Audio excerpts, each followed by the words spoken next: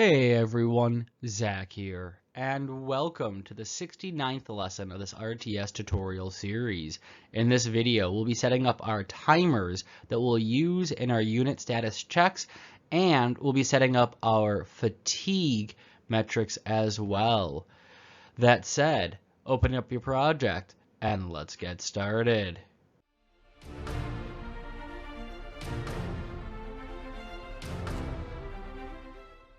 Hey everyone, welcome back to the editor. Now, something very important that I didn't say in the last video, or the video before, I have posted in the comments, is that whenever you create a blackboard key, it needs to be exposed so that it can be changed. So, while this will work, the fine billeting we have will run into issues with it.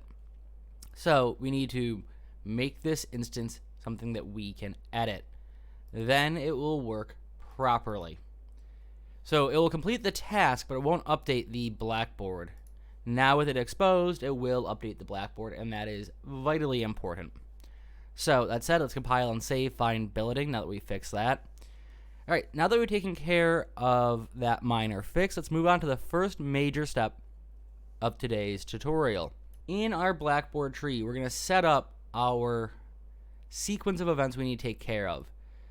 And I'm going to leave a bit of a space between the third and fourth items on the list because I'm not entirely sure how I want to handle what's going to go in there. We'll either have two more branches or one large branch, and I'll make that decision as we move on through the series. So the first thing we're going to have is a sequence, and this sequence is going to handle if our unit is fatigued or not. And we're going to call this sequence go to sleep. Off of here, we're going to have a sequence for checking if it's in a building or not. So let's just add that in. So we're going to have another sequence. Now, while we're setting this up, there will be decorators added to each of these levels. We aren't including them in this video just because I want you to have the logic for what we're building set in place.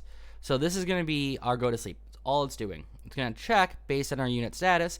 Do we need our unit to go rest? It's going to check, is it inside a building, and then it will exit a building with a task we'll create later on. So this will be our check if in building sequence. It's a rather long name, unfortunately.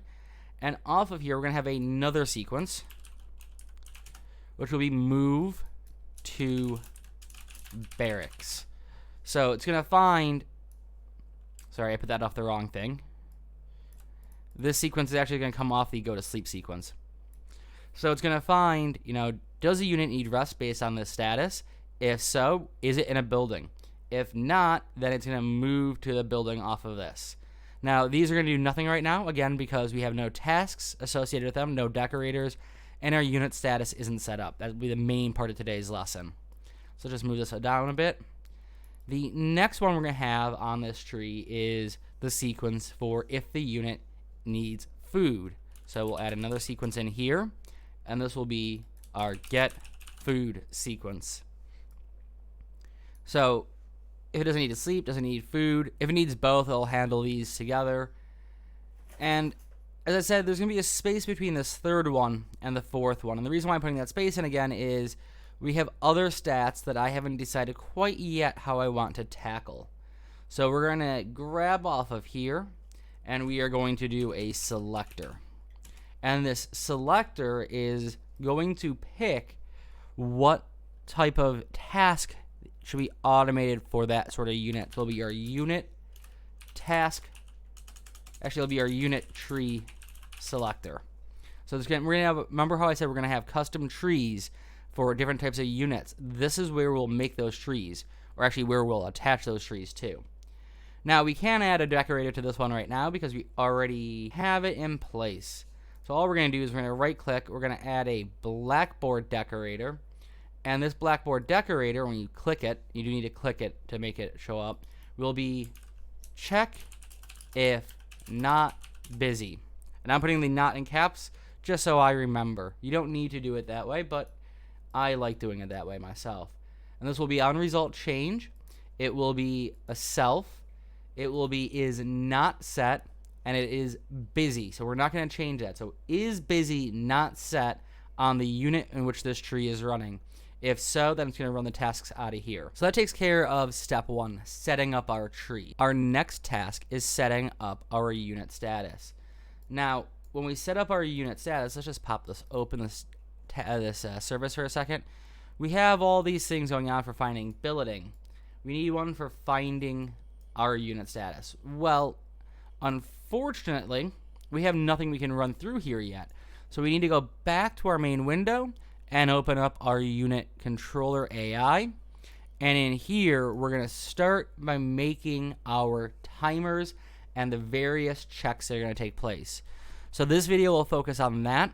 The next video will focus on adding user information. So we're going to add information to the UI so we know where these really are, what the statuses are really looking like on the unit. And then we'll take care of, in the next video after that, the actual use of these services and picking the correct branch. So we'll set up our decorators. Alright, or some of our decorators. That'll be multiple videos actually. So the first thing we need to do in our AI controller is we need to create a custom event. And this custom event will be set status. So we are setting our unit status. And off of this, we're going to have a sequence of events. And we're going to have a total of 5 sequences. So you see pin 4, you're at 5, because remember it starts at 0. And when we update our game speed, we're going to rerun these at the new game speed. So we're going to plug set game speed into there as well. So the first thing we are going to do is we are going to check our fatigue. Now to do so, we're going to create a macro, but we're going to do it out here and collapse it down. We're going to have a bunch of things we're going to have to come back into here and fix it along the way. To tweak it, that is.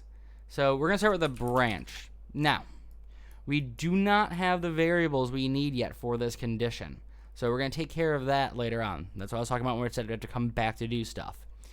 What this branch is going to do is going to check, is our unit fatigue? So what this condition is going to do is it's going to check, is one of our timers paused? So we need to create those timers first. We also need to create a couple of variables, I believe, as well. Sorry, a couple of functions as well. So we need to create a function for set. We'll create those functions in a minute, actually. Let's set our timers first. So off our true, we're going to have our sleep timer. And we're going to set timer by function name. And just going to pop a reroute into here just so I can line this up a little bit better when we move things along. It will be looping. We'll worry about the timer in a second. And we're going to promote off of this the timer handle to a variable. And this will be our fatigue loss th for timer handle. And then the next bit we're going to do, and we're going to just duplicate this down here, is our fatigue gain.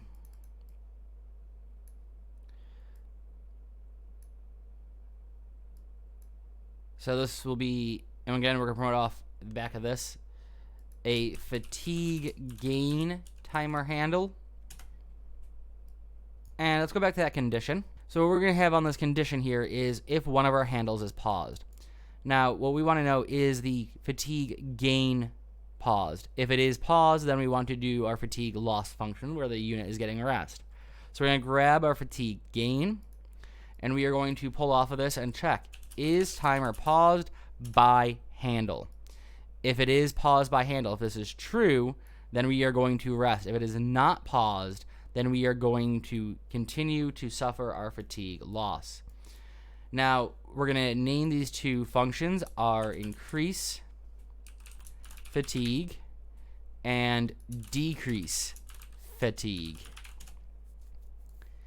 And let's just grab, oh, sorry, we skipped one more thing before to do, is we need to set our timer speeds. So we're going to get our game speed.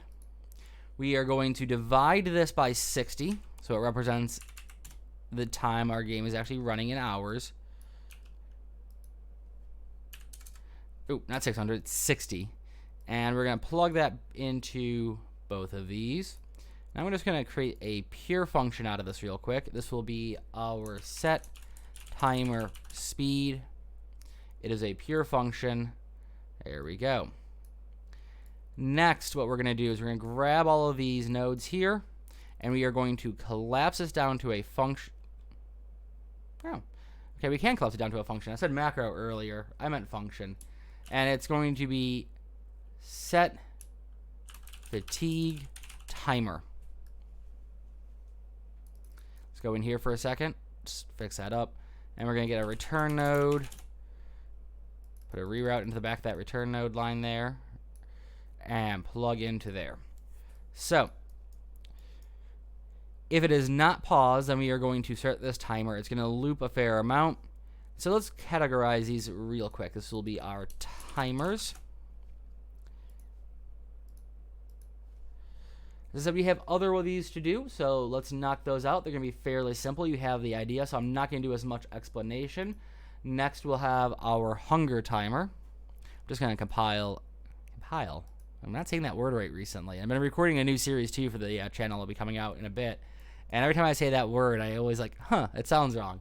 So, our fatigue timers will, sorry, not our fatigue timer, our hunger timers. We're going to run on the same principle. We're going to do a branch, and we are going to check a timer handle is paused or not. We are going to do set function, or set timer by function name. Remove that out of the way. We're going to duplicate this down here. We're going to plug that in. Put a reroute in. If I could get that reroute to actually show up. There we go. Put a reroute down here.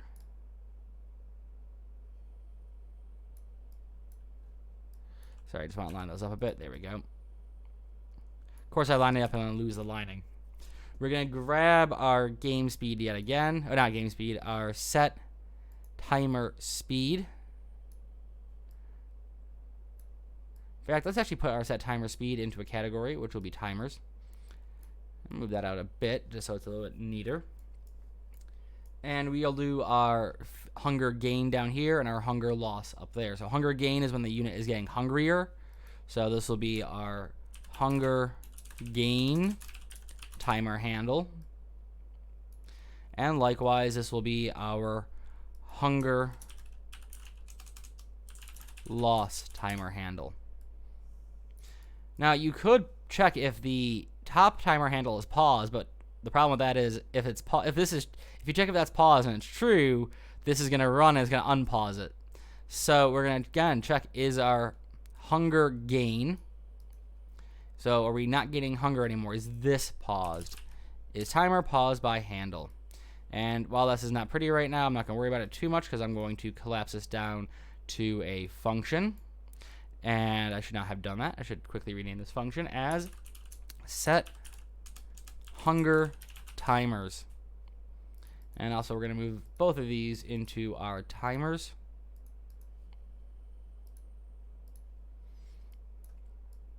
There we go. Let's pop into our hunger timer. And let's just clean this up a bit. Sorry if you can hear my dog in the background. He is being a bit whiny today because he has a sore spot on his leg that's bothering him. So there we go. Ooh, there we go. That finishes the function out. We just need to name these. And this will be our decrease hunger and our increase hunger. We're going to again compile and save. Compile. Whatever. All right. So let's go back to our event graph. We've set up our timers, but we haven't actually called our timers into play yet. Sorry, I just want to move these down here. So we need to call these into play at least once. And we're going to do that up here. We are going to set status and call that function. So when we go through our begin play, when the unit is spawned in, it will start the timers for that unit. All right, that takes us through setting up our timers. Let's then just put these quickly into the categories.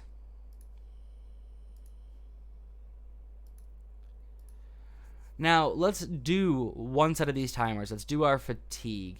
Let's handle this fatigue one with the increase and decrease fatigue. So they're going to be relatively simple to do. Just grab your timer there, and I'm going to copy the name, and I'm going to create a new function. We are going to get our reference to our unit. So we have our unit reference there. We are going to find our fatigue, and we want to get a setter. We also want to get a getter at one point, but we're going to start with a setter. So we want to set our unit fatigue. In fact, I'm going to want this a little bit further down. And what we're going to do with the unit fatigue is we are going to increase it over time. So we're going to have a fatigue plus float, or float plus float, including our unit fatigue. So we are going to grab off of here. We're going to get our fatigue. I'm going to break that. I'm going to put a reroute in now.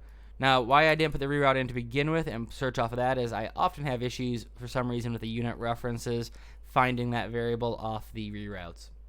We are going to add this to another float, so float plus float. It'll be the bottom part. It doesn't really matter because it's addition, and the additive property means it can be in any order, but still, it just reads better. We are going to clamp this return value with a range between 1 and 0, or 0 and 1. And I'm just going to move this reroute further along. And that will go into my fatigue there. We'll do a return node here. So what we want to do is we want to create a fatigue delta, or a fatigue loss delta. Now, you might want your units to gain sleep or gain fatigue back as quickly as they lose it, so then you want one variable. We want them to lose fatigue, so get rested faster, than you want 2 floats, or vice versa. If you want them to get more tired quickly, you'll want 2 floats.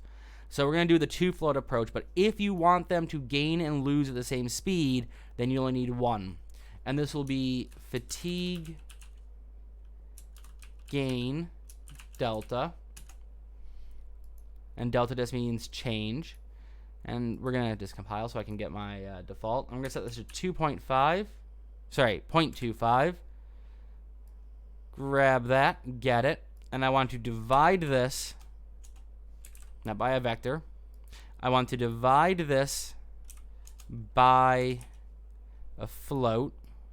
And that value is going to go into there. And I want to divide it by 60. There we go. So it'll take a bit for them to lose their ability to be awake and want to go to sleep. That takes care of our increased fatigue. So let's just put this in a category, which will be status, and then I'll just call this fatigue. We are going to duplicate this function. And I also want to make sure I had that in the right order. That is increased fatigue. We are going to duplicate the function for our decrease fatigue. So all we're going to do is we are going to duplicate. This will be our decrease fatigue.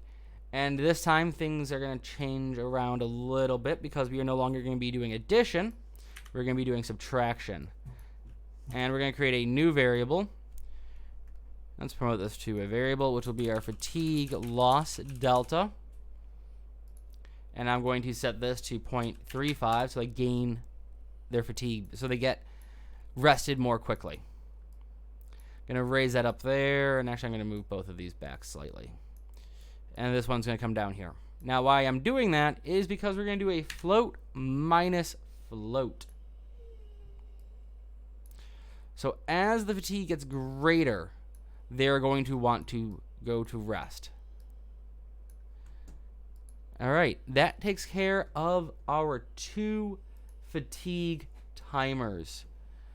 So let's walk through that logic one more time. So what's going to happen is when the unit spawns in, it's going to get an AI. It's going to create a reference. It's going to set its blackboard and its behavior tree, and from there we're going to set our game speed, which will be our whatever game speed the game is at when the unit spawns in.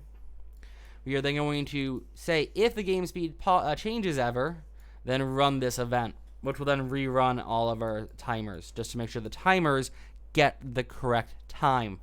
Because remember, in our timers, we have the set timer speed where we use this game time. So if that changes, we need to reset the timer speed. Oops, sorry.